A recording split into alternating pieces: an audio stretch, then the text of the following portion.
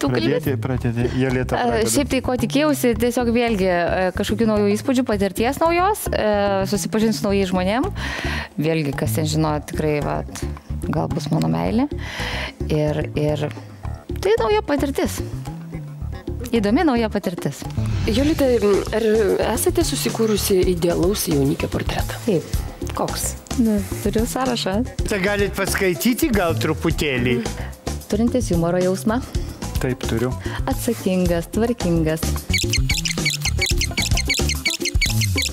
Drąsus, emocionalus, atkaklus.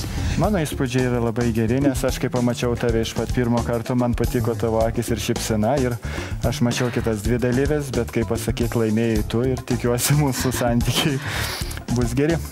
Aš to paties tikiuosi. Tai emocijos, tai jaudina, be abejo, tai jaudina, viskas jaudina, bet išbandyti visur save reikia, aš manau. Rekomenduotina. Jeigu esi drąsus, pirmin. Aš skaitau vaikinam, kurie yra vieniši arba ieško antros gyvenimo pusės, tai tikrai yra įdomi laida, kurioje gali ir susirasti kitą pusę, kaip padariau ir aš.